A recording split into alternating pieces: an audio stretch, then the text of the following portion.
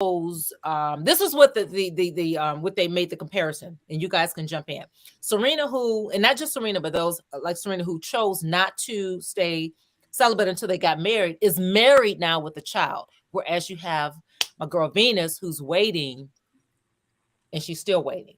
So people are kind of like, well, if you just give it up, you tend to get a husband. And they're kind of criticizing my girl. You know, you have some people that's like, go girl, you know, congratulations. But from the most part, from the comments, majority of the comments is that they're thinking that what's the deal? So guys, what's up with that? Give me your take. Your we can start with you, Pastor Rick. Oh Lord. No, coming from pastor's perspective, it's one of the hardest things that I don't care, being single, having a child, and I guess she's established, she had the money, clout, the whole 9 yards. I truly believe, this is me, that it should be in union. Not to say they can't get married later, but we're quick, even in the church, to celebrate pregnancies by single mothers versus married couples. We've seen that over and over again. And yeah, it can be disappointing because we don't want to encourage that behavior. And what happens is they feel you're being judgmental. I'm not judging. The word is judging. That's just from that perspective. Yes, we're happy that she's pretty much hopefully have a healthy baby, that, the child grows up. We're excited about that. However, the other part to it is we have to really start putting things back in perspective, that it should be in marriage and we should celebrate that. Yeah. So that's my 2 cents. I believe that, the poor woman, she's 41. She hasn't found, or he hasn't found her yet. And people shun this, and I'm speaking of Venus, they shun her because she is a virgin. And this is backwards. It really is. It is crazy. Okay, Janine. I'm just sick of double standards. Come on now.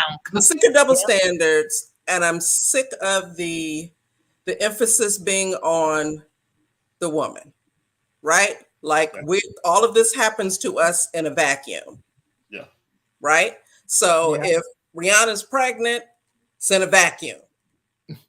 Right? Even though she was impregnated, it's in a vacuum. Right?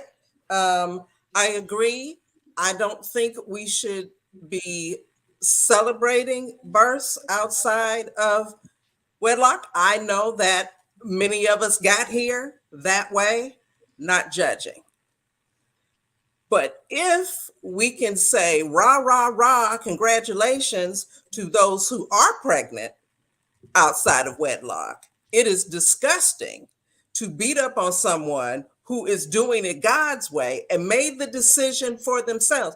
And whether you believe in God or not, it's her body. If she wants to save it for her husband, that's her business. So coming down on her for making those choices is ridiculous.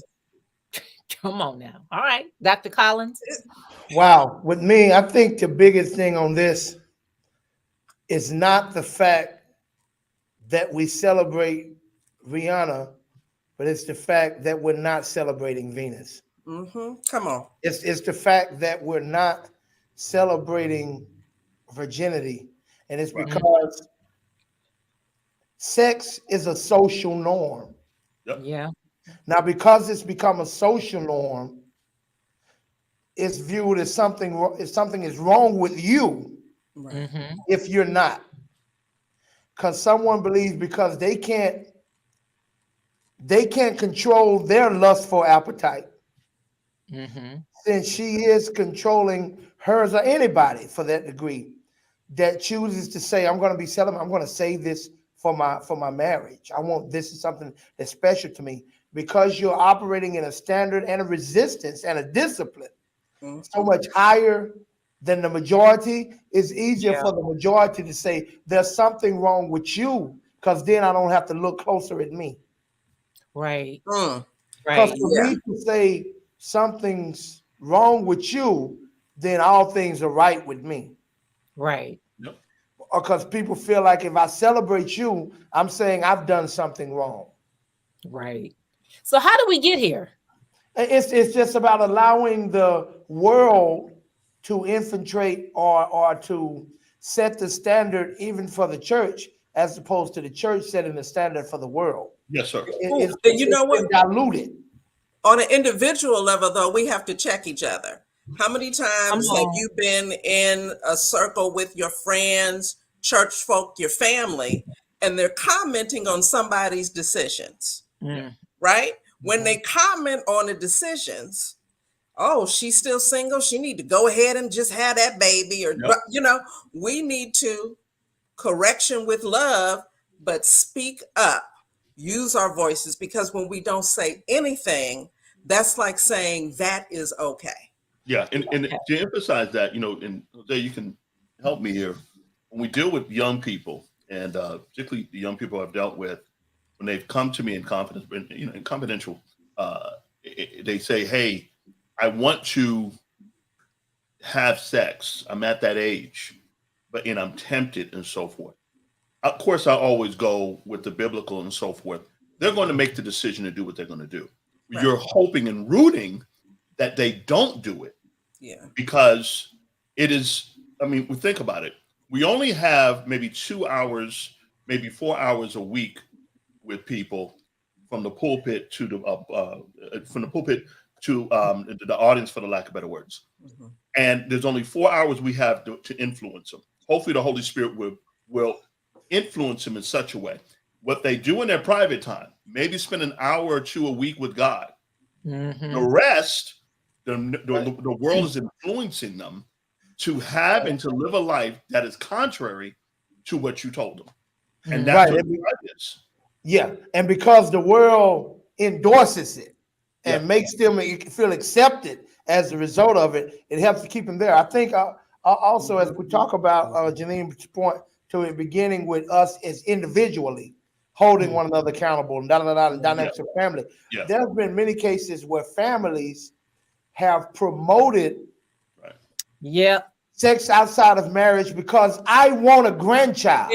I know you ain't even dating nobody seriously. Right. I know you ain't even in a monogamous relationship, but I want a grandchild and I'm not getting no young and you sure ain't getting no young. And a lot of this foolishness has happened. Yeah, and when it comes to Rick's point of trying to minister to young people that are being open and honest with you about their sexual desires, I've come to find it helps a lot more spending more time into why you should make this decision versus telling you what decision you should make. Right. Because for years and years, the church has, even when we were standing up, it was, don't do this, don't do that, you don't supposed to do this, stop doing that, without any explanation or reasoning. Yes. And it also became rules and don'ts. And when it's just rules and it feels legalistic, they're going to rebel. To give an understanding of the outcomes that are not in your favor when you don't do it God's way,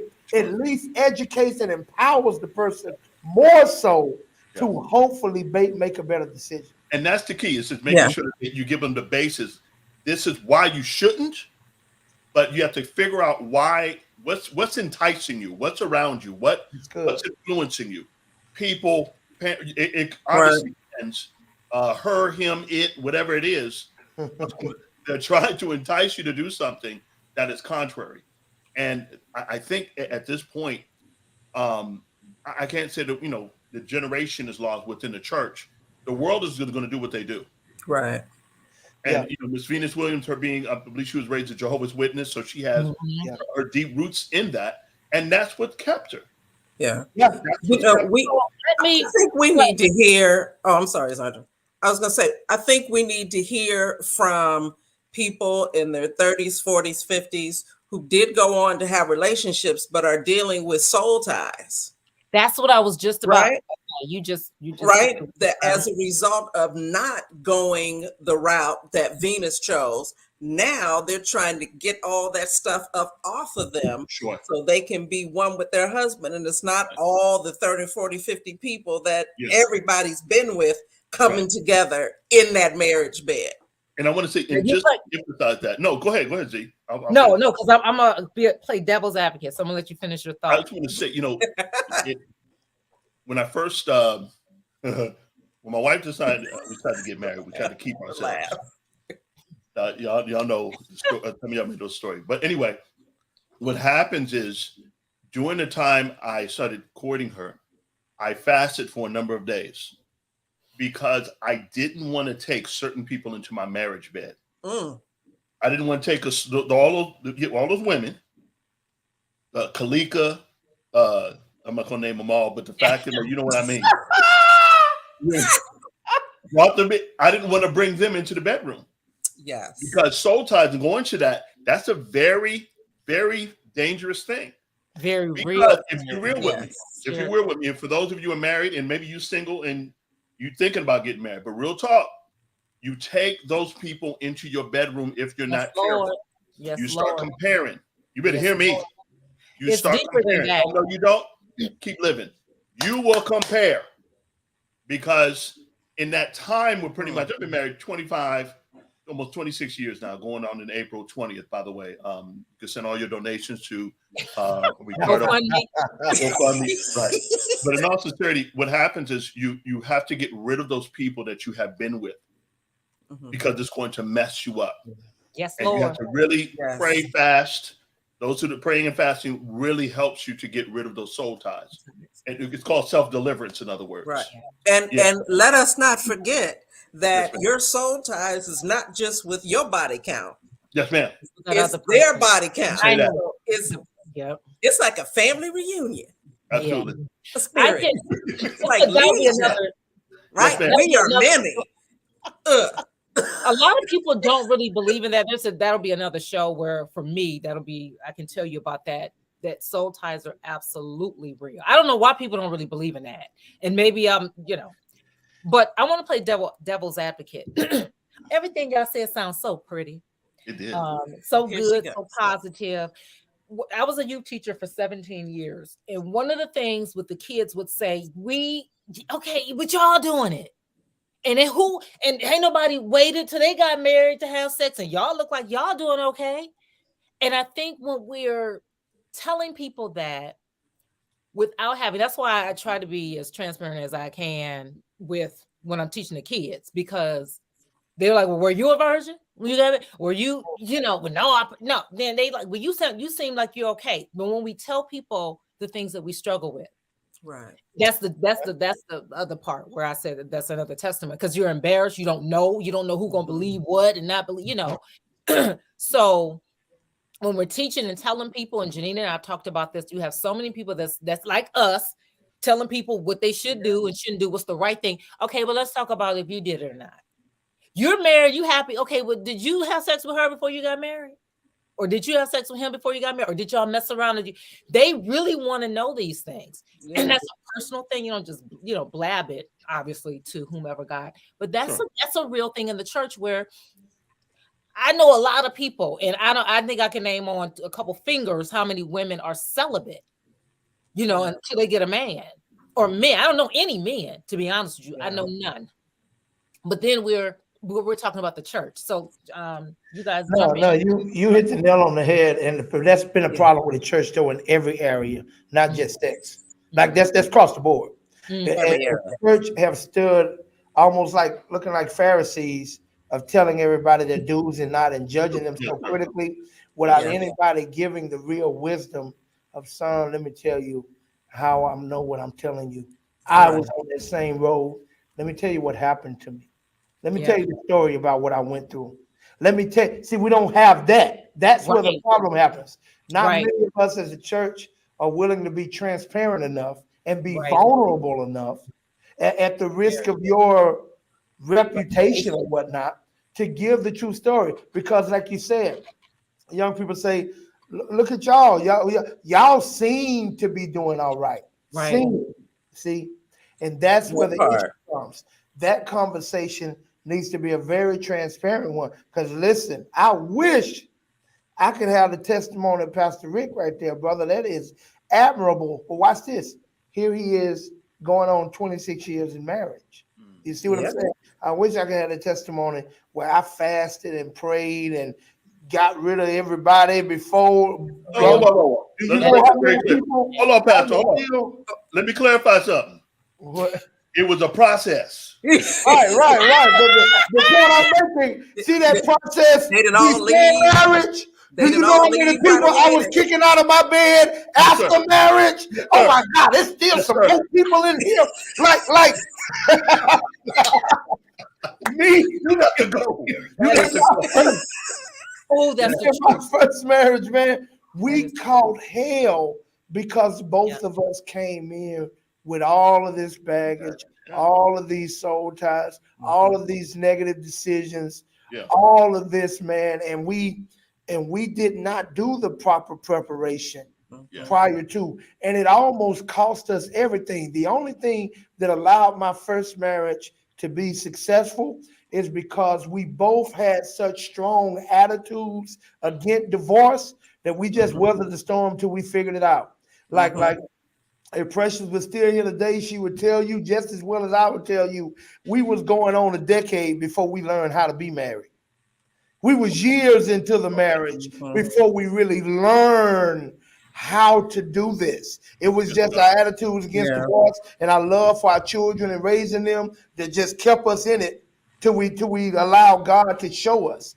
But man, it's not what it looks like. So Zon, you make an excellent point, and we have to be real with people instead of reading them the rules, read them the truth. I say this and I'm gonna pass it. The greatest teacher is not experience. somebody else. The greatest teacher is someone else's experience. That's called wisdom. That's good. Janine, that's good. So, in trying to especially talk to young folks about that, well, they're doing it, you're doing it, seems like it's okay.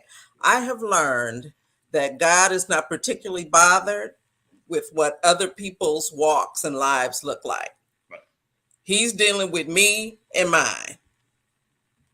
And if you focus too much on what you see other people living out, because really you're getting the Facebook version, you're getting the social media version, you're not getting that average Tuesday when they aren't even speaking.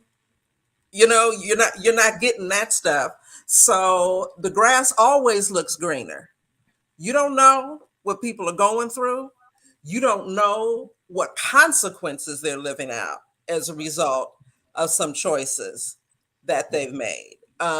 There is infertility as a result of STDs, as a result of being overly social.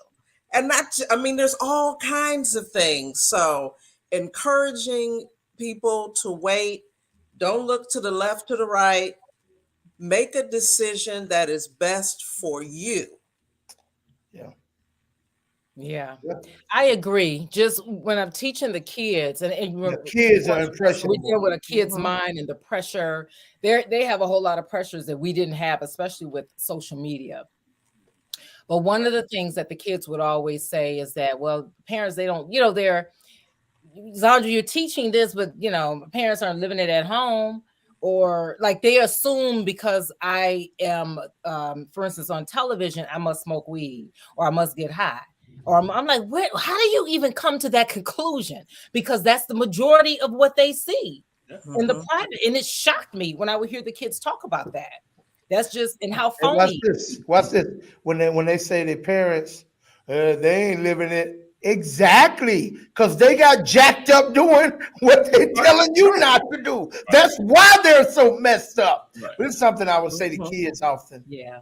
And I always catch kids up in this. Y'all can use this. Even y'all at home, you can use this. When I'm talking to kids that, hard-headed, won't listen, da-da-da-da. Say, hey, let's say, let's say he's 16, think he know everything, or she, whatever. I say, hey, do you think, because I know you're pretty mature for your age. You're pretty smart. Like you're very advanced and intelligent. You know a lot for a 16-year-old. I wish I knew as much as you do at that age. But let me ask you a question. When you get to be 40, say 40 or 50, do you think you will still only know what you know now, or do you think you'll know more by then? What do you think? I'm gonna know more, of course. I'm gonna know way more by then. That's why you should listen to us. That's good. That's exactly why. That is so true.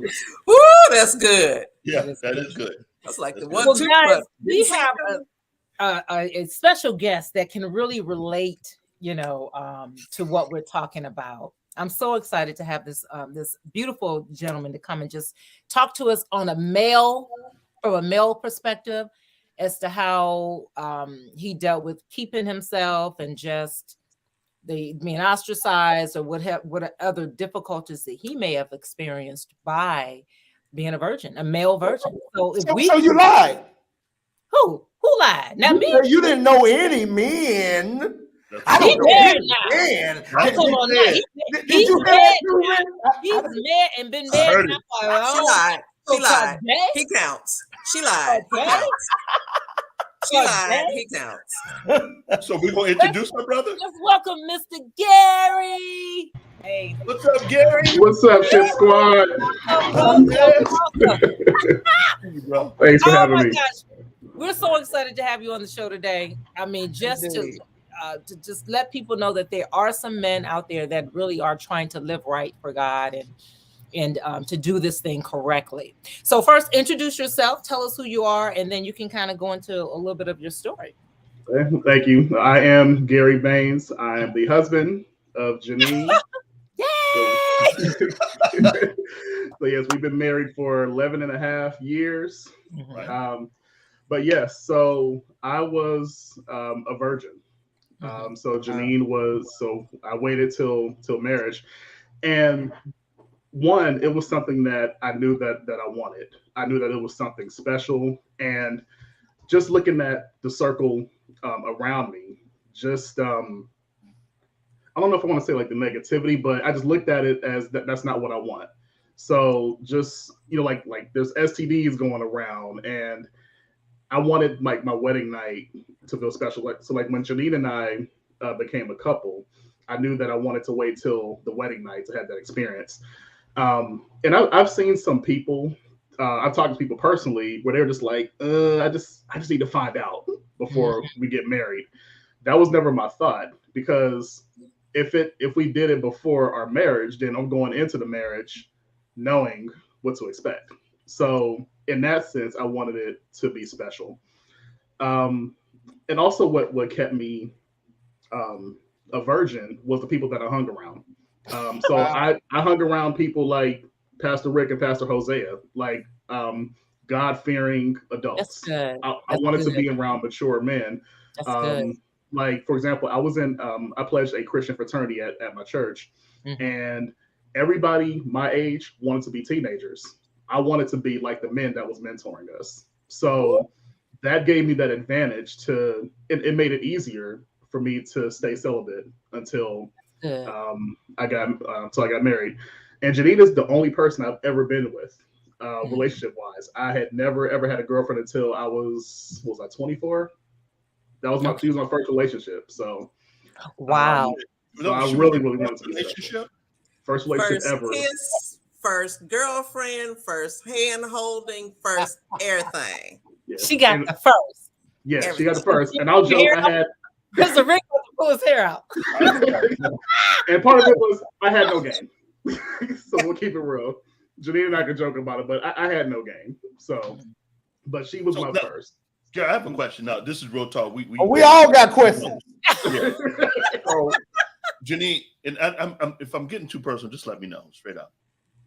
Does she have to train you in the sense of like how to not be intimate? That's not what I mean.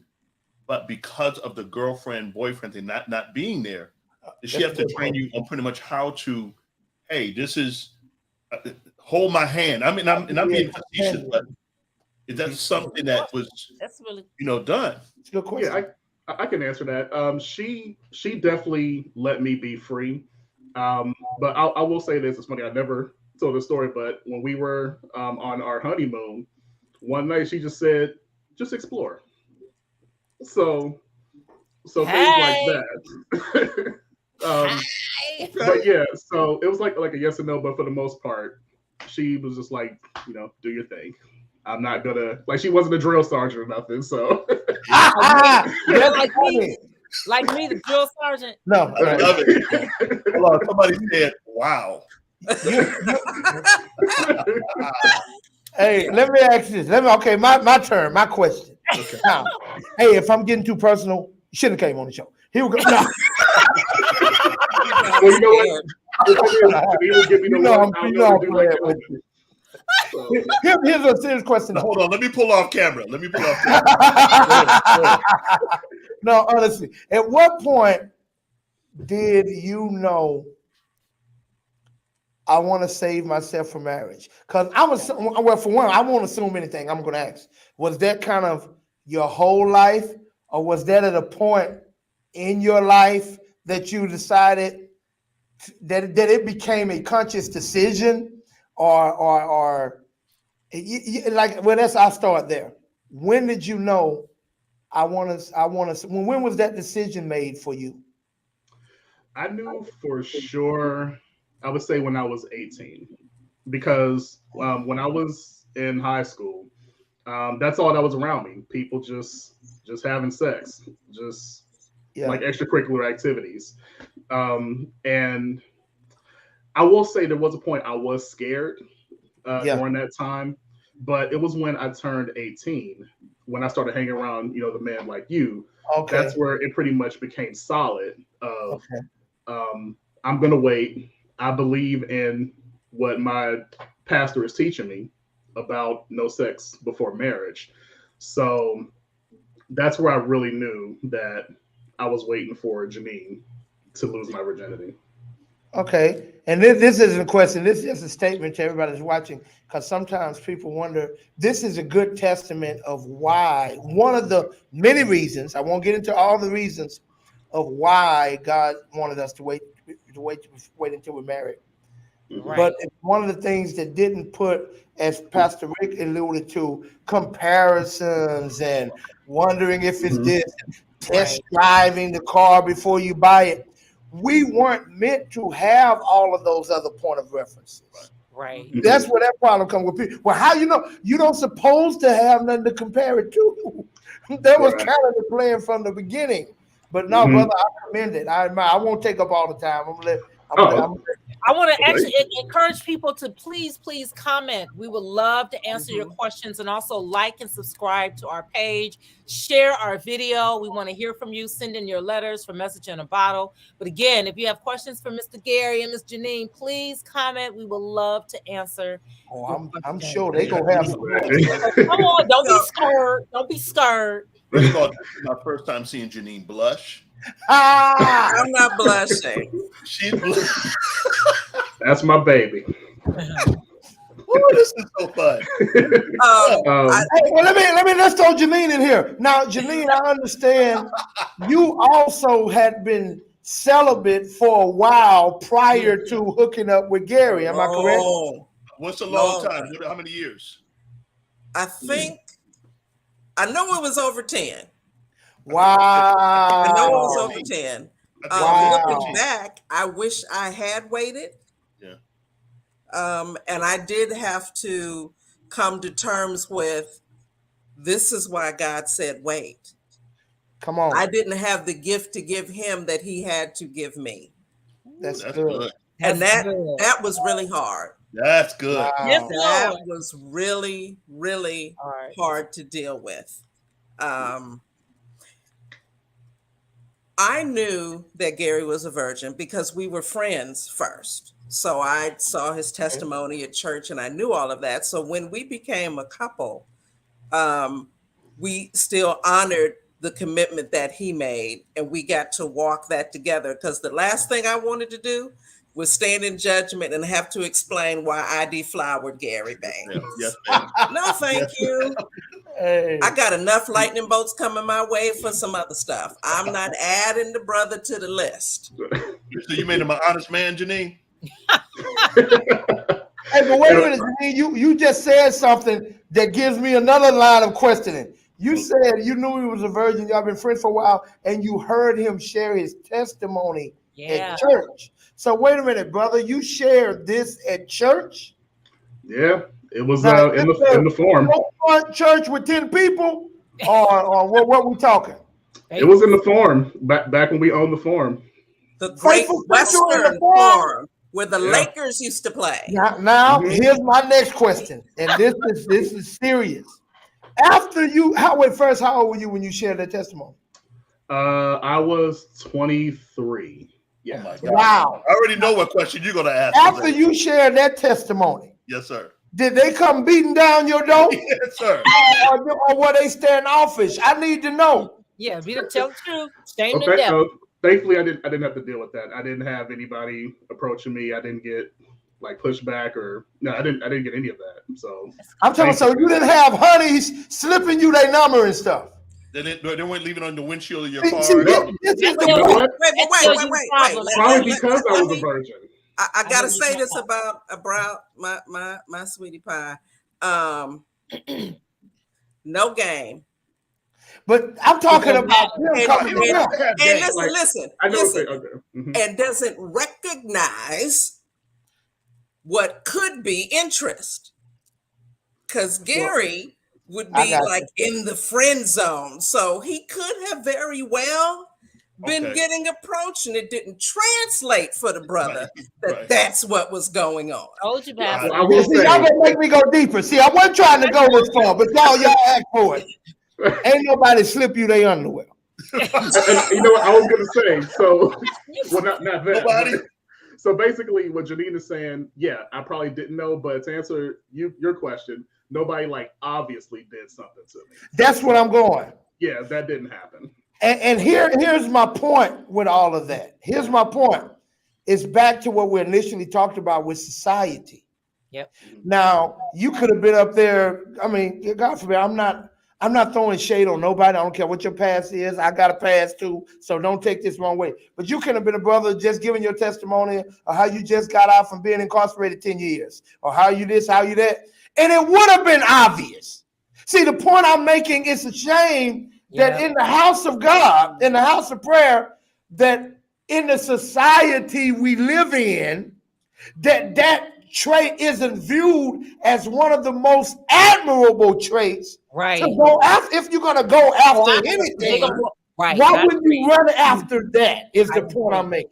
I agree. I want to piggyback on what you said, Pastor. I knew where you were going. If it were a situation where the brother was like, he has all this stuff, and I'm just looking for, women are very bold nowadays with everything else. That's all I think. They're bold with everything else. And with Gary having these amazing traits, it's something about why would you not approach in a direct way? I get back in the 70s. I'm talking about today, women are just very blunt. Well, okay, so here's something to think about. I think the reason that women weren't lined up after him is because we want men with experience, right? It's this whole wine and dine me and all this kind of stuff. And when you romanticize about who's going to come and sweep you off your feet, you don't think about, I need to teach them where to put it. Mm-hmm. And you know the problem with that, Janine? You're right. I agree with you. The problem with that, but don't come running your butt to my office talking about Pastor, he didn't come home last night. You know what kind of brother this was. Like that's what I'm saying. This brother would have came home last night. Love would have brought you home. Didn't Tony Braxton saying that? Listen, love and would have brought him home last night. Mm-hmm. And that's probably why people were lined up to me, was because I didn't have the experience. But I guess that it's such a dichotomy to me. I told you. This is okay. I might be finna make some women mad. But I see this all the time because I deal with it on a weekly basis. You look for, let's just say it. You look for the brother like I used to be. But then, once you get him, you try to turn me into the brother he is. Yeah. Yeah. If that ain't butt backwards. But, who doesn't like a good mission project? We talked about that. Why you get the bad guy. Remember, we talked about that on our show. Why the good girls go for the bad guy. It was a mission. It's a different even mention. It's like the DIY shows, right? We love the fixer-upper shows. You buy the house, it needs some repairs, and then as soon as you buy it, you go about changing the window fixtures and ripping up the flooring, pulling out the asbestos, because we fall in love with potential. So why not keep that energy? Why run to me to fix it for you? If you wanted a DIY, do it yourself, DIY, then why you coming to a PASTOR? Why not keep that same energy if that's what you want? No, I agree. No, and it comes down to that Build-A-Bear syndrome. The Build-A-Bear syndrome. It's to a point where they'll spend the money. They'll build him up. They'll pretty much make him how he needs to be, and then put him to the side, move on to another project, and consistently live the life in this manner. And I think it's a major problem now. Yeah. And because women are so bold, whole nother topic, but I'm just gonna go here just one second. What you trying to say? Come on. We still have to allow the man to be the man and let him chase. He finds. Yes. He finds. Yes. You sit still and allow him to find you. Because once he's ready and the Lord knows you're ready, he will find you. But if you're searching, that. One more time. What I'm saying is you're trying to convince. It's so many. It's not as and this can be another show. Everything we do could be another show.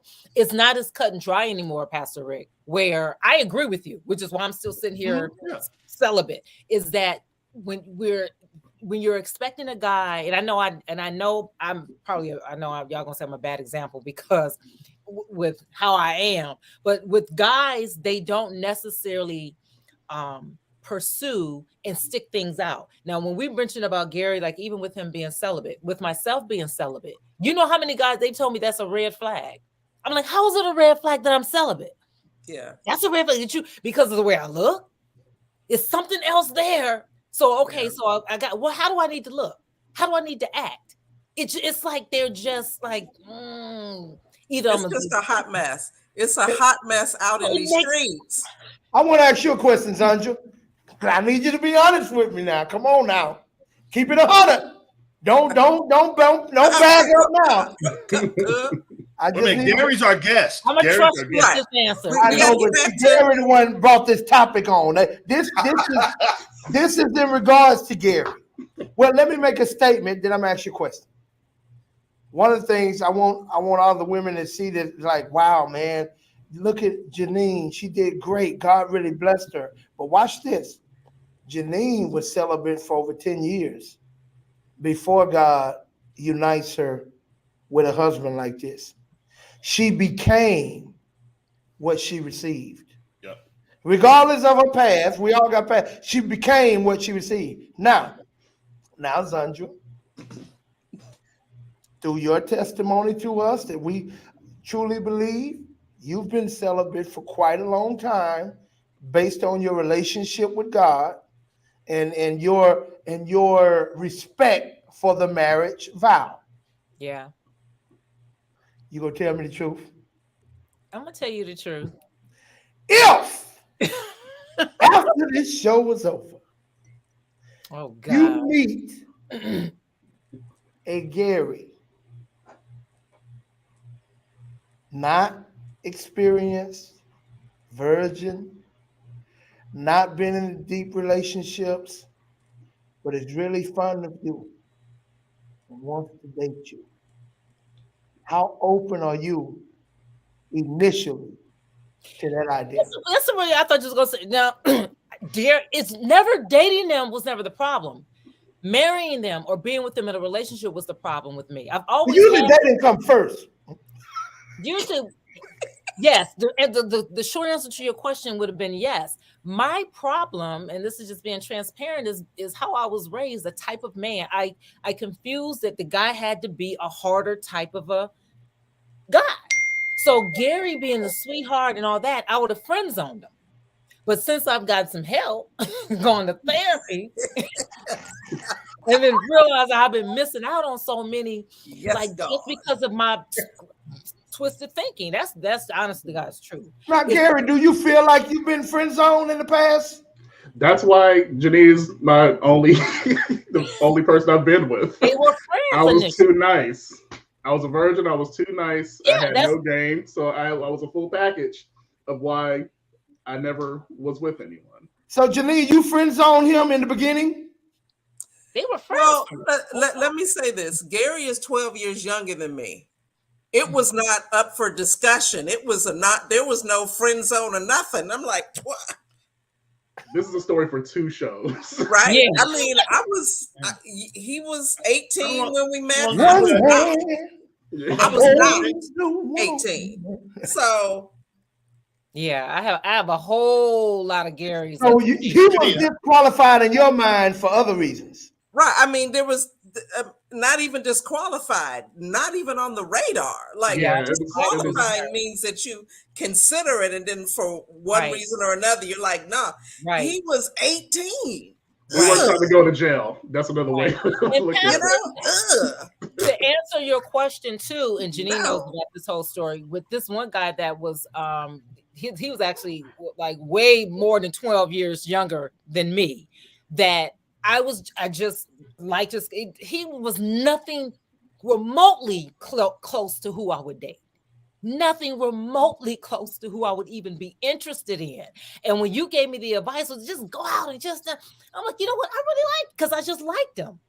And I went out and it was nothing. And then my feelings started to change. Mm-hmm. And I just saw him in a different light.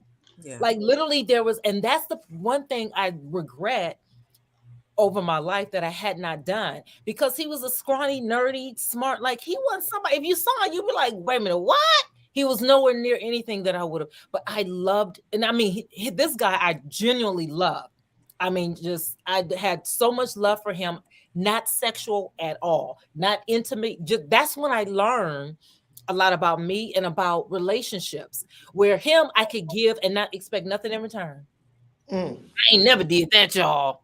Never, like I ain't never did that. Like never thought it, never brought it up, never. But with him, he showed me, which is what I try to tell guys. He didn't have a lot, but the little he had, he was sharing. So for instance, if I need to be dropped off, he was like, okay, Z, I'm gonna come over there and get you. He was a gentleman, like little things that he would come way over. He lived in North Hollywood, come way over and get me. And then if he couldn't, he was like, okay, make sure you home, call to make sure, just little stuff. We were just friends.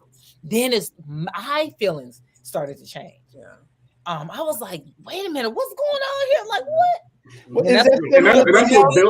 This is a good public service announcement for the friend zone. Yes. Everybody may want to take a moment and look in your friend zone. And look through your friend zone and see if there's someone who you now hold on. Just shoved in there. That's nice. But some guys don't want second fiddle, seriously. Oh, you coming back to me? No, it's not coming back. No. It's not coming back. Some guys, I'll say for me, some guys have tried to hit on me, but this guy, it was never. Certain people, we were just friends. It wasn't like Gary tried to hit on Janine. They were just like, this was this, person. Like in my case, I was like, this kid. That's how I literally looked at it. That may be rare, but it's real talk. A lot of men, when pretty much that girl that they were interested in, he was put in the friend zone, and she comes back. They're not going to sit there and take. But that's his loss. She didn't know. Rick, no, it's not. Watch this. Watch this. Let me come in the middle of that. Go ahead. Yeah, some of them will, but not for what you think. Yeah, but that's if you're not having sex, that'll cut all that out. This is the one thing I tell people, women, if you're not spreading your legs and having sex, he'll leave. They're not going to stay around if you're not sleeping with them. I can attest to. They leave quick, fast, and in a hurry. My public service announcement for the friend zone, obviously that doesn't apply to everybody. I'm just saying there could be somebody listening to this who was just relegated somebody to the friend zone, and I hope that in listening to this you may do a double take, I know. Now, you know what I do though, respect, and I tell people often of why friendships that become more are often greater, because the good thing about friendships you really know what you're getting, because people Yes. not faking Yeah. to their friends. You Right. really know who they are genuinely without the deception of a relationship when you're friends first. So it gives you accurate data. But how did you guys transition from the friend zone? Oh, that's good. That's Oh, another goodness. show, Pastor. One Is day there a we'll short have to version? tell you The short the version is story. long. It's good though. but you Yeah. tell it, baby. Well, I can say this part, and just to piggyback what Zondra was saying, as far as the age difference, it does become a problem in the beginning, but as you're building that close friendship, you start to forget about it. Like Yep. I forget that Janine is 51 right now, and I'm Right. 39. So that friendship pushes all that age requirement to the side. Because when a part of our story, Janine and I had dinner once, and I said, "Yeah, I'll be with somebody that's within 5 years older or younger than me." And she said the exact same thing. Me too. So we were like nowhere in each other's league. So as the time passed, that friendship started building and we started having feelings for each other. So I just wanted to share that part, not to give away certain parts of the story. But I can't wait. That's another show. But how do we transition, babe? Yeah, I just need to know where you made the turn. So we made a turn where Janine had feelings first. So, and let me say this. So Rick, you gonna act right. What did he say? What did he say? Tell me what he said. He go when he hear this, he gonna have something to say all the way through it. Tell me what he said. Tell me what he said. Hey, we don't want to interrupt the story. Go ahead, Gary. Continue. When I watch the playback on this, I'm coming to your house. I'm coming. I just asked a question. Go ahead, Gary. Go ahead, brother. Yeah, I know where you need. So it changed to where I'm going to like a very early part of the story to answer your question. Okay. So we were at church one day, and we used to sit in church, sit next to each other in church every Sunday. And Janine, but I think it was when you bought me Happy Feet, the DVD. And this woman said, "Oh, you guys are a nice couple," or whatever she said. She made a reference thinking we're a couple. So Janine said, "Did she think we were a couple? I'm old enough to be your teenage mama."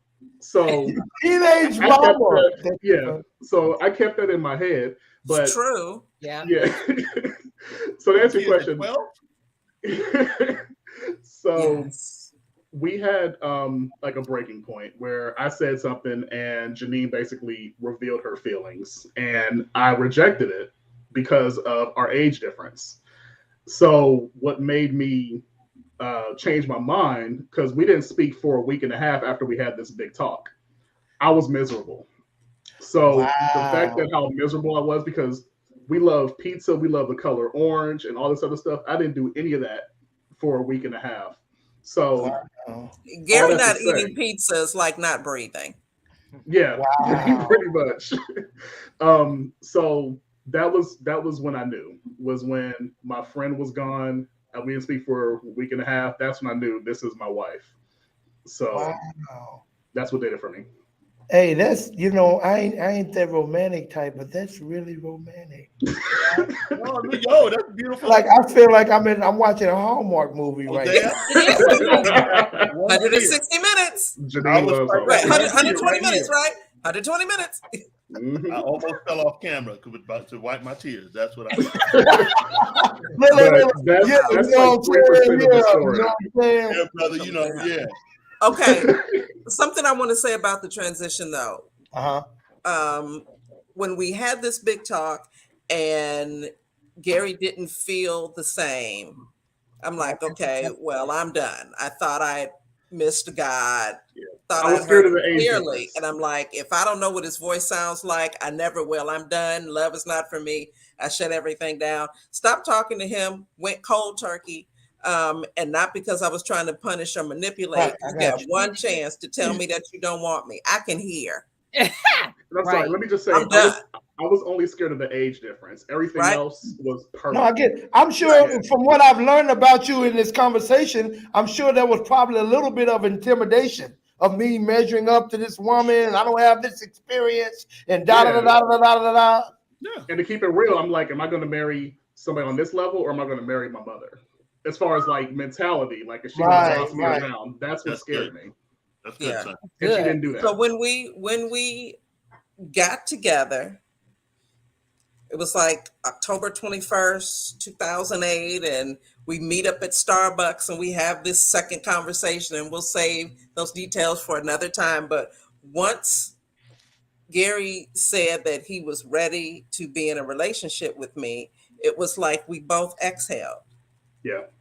And then the friendship just went right back to where it was. We didn't kiss at that moment or anything. It was just like, Wow. I had my ace spoon coon chili utmost partner in crime back. We were good. Yeah. We didn't kiss for like a month or something. I mean, it was a month, yeah. because we were just I love it. friends, you know, and that. And in this Janine's story, which is why we all are so interconnected, she was me. And that's another whole as to even how I got to asking them their story. Because I would have never, like Rick, how you said the guy would have never taken the girl back when she came back. That was me. There, you know, I would have never, like, y'all know that from when, if you don't call me in the first, don't bother calling me. So I learned I had to lighten up. So when I met Janine, I was like, man, I would have missed out on the best thing that God has sent me because of that attitude. Right. Janine was done with I didn't know anything was wrong with it. I had no idea that something was wrong with that. I'm like, dude, I'm like, Janine, now you got one time. So wait a minute, Gary. So you had to come in and get your David Ruffin on. I know you wanted. Oh, I forgot. Oh, keep going. That's my jam. No, you're gonna get us in trouble. We won't be able to post this. Oh, I remember what happened. Okay. Yes. But Janine was done with me. So it was a miracle that she took me back, and not took me back, but let me scoop her off her feet. I'll say that. So yeah, don't fully block your blessing to those out there in the same situation. This is why this is so good, because I'm like, this is why you had me talk to her. That's how Janine and I connected. God told me at another person's house, and it just she reminded me so much of myself and so many other women out there. She happened to just relinquish way earlier than me. And then Pastor, that was only a couple years ago when you told me about just go out and just Yeah. And you know what? Let me say this. God had to work on me before he sent Gary. Because I would have destroyed him. Wow. Would have chewed him up and spit him out. I was not ready for the gift in that package. Yep. I hear you. You know, I would say of myself, I'm an acquired taste that not everyone will acquire. I'm good with that. Right. When I first met her, she put the fear in. I'm gonna just say that. Yeah. Right. So. No, me? I don't believe that. And how did y'all even become friends? Janine, you said you were in the past. With those relationships, you chew them up and spit them out because they did not measure up, or what was the key thing that, you know what? It wasn't even relationships. It was just people in general. Right. Me? Right. I don't suffer fools lightly. And being a Black woman, this complexion, plus size, I had the glasses, I had the nappy hair, I had the acne, all of that kind of stuff. I grew up at a certain place in society. And that place was, girl, you better go on and go to college so you can support yourself. You's not gonna be a trophy wife. You's not. That's not an option for you, right? Realistically, so I was raised with love may never come because this is what people are looking for.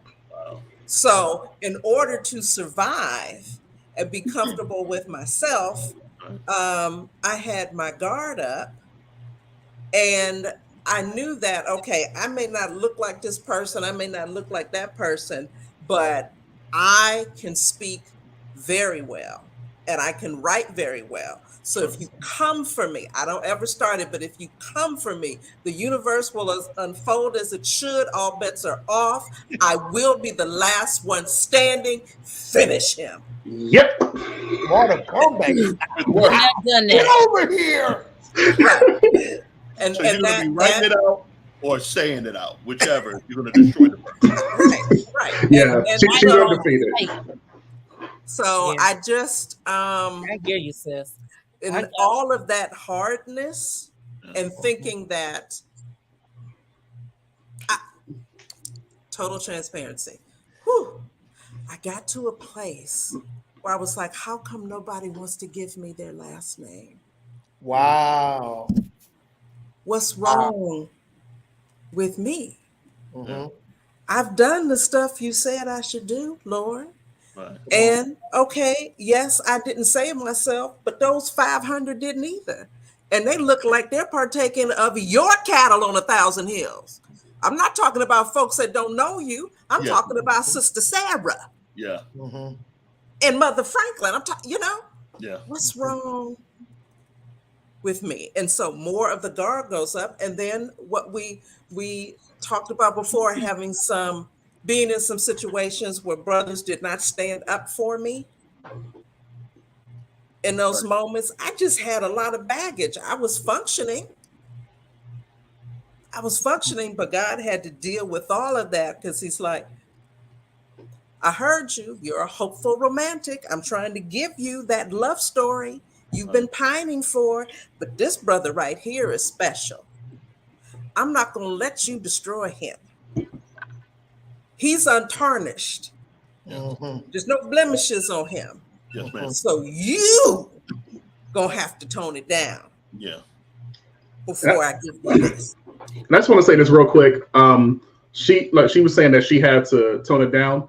I had to tone it up, because I'm a nice guy. There's certain things where I do that's way too nice. Talk your talk, look at me like, what are you doing? Like, yes, even if something simple as customer service, like if somebody messes up my food, I'm like, oh, I'll just take the pickles off. Janine will be like, you better take that back and have them fix you another one. Like, I'm making up a random example, but that's where we bounce each other out. Yeah. I softened her, she toughened me up. That's good. That's good. Tough, man. That is so good. Guys, this has been we never have enough time to finish anything. For real. We really don't. This has been so good. So last thoughts for everybody. Anything else anything, Gary, you would like to leave us with? Just first of all, thank y'all for having me. And for anybody that's keeping up a wall relationship wise because you're scared of something or you don't think it's going to work, but your friendship makes total sense, go for it. Don't let that stop you. That's good. Wow. Good advice, And regarding the reason why y'all brought me here, as far as my virginity, you may have people that tease you, but you got to know what you want for you. Come on. And don't focus on what others think should happen for you. So, and God will bless you and you'll be rewarded for it. That's good. Okay, Janine. Oh my goodness. Trust God. He knows what he's doing. He's the best matchmaker. Wow. Understand that your relationship is not just to bring you pleasure. It is a union. It is a ministry. God wants to use these two specific people in his kingdom to bring him glory in a certain way. Get out of his way. Let him move. That's good. That's good. Good. Okay. Pastor Rick. You know, over the years, I've seen a lot of people get married. And what I'm seeing more is that people are deciding to get married later. And let me share this to the women of God. Come on now. Please understand, I've seen all ages, but as of the last 10 years, I've seen 40 plus getting married. First marriage. All right. Don't give up hope. Don't sit there and say, because of this or because of that, it's a lie. I don't care how big you are. Listen, Right. I don't care how dark you are. I don't care how light, green, blue, maroon, whatever. Wait on God. Trust God in this. And you want to mate, you got to write everything down. The word says, write it down. Make it plain. Make it plain. What you want. I'm big on that. So if you're single, you desire to get married, write everything down you want in a husband. God will start preparing you for that husband. And the same thing with God. That's good. That's good. Amen. Yes. All right. And Dr. Collins. Yes, the one thing I pray that one thing that we all took away from this is two people that thought they didn't fit one another based on their own understanding. Yes. Everything you've prayed for might already be right within your reach. But maybe the gift that God has given you ain't in the package you anticipated. Oh, let the Holy Ghost show you. Woo, child, that's good. That's good. Thank you guys again. Like, subscribe, and share our videos. Let us know how we doing. Again, message in the bottle. Email us at betterfliesentertainment@gmail.com or Zondra S. Wilson @yahoo.com. Send us your letters, and we promise to be nice. Guys, this has been good. This has been so good. I mean, I don't want to leave. I feel like I want to keep going. So anyway, all right, guys. Until next time, join us every 2 weeks or every other Tuesday. We're going to be here live with, again, Message in a Bottle, hot topics, guests, everything, guys. Relationships. We're going to talk about. Okay. All right, guys. Until next time. Thank you, Gary. Thank you. Green. Thank y'all for having me. IZ, take you guys. Thank you.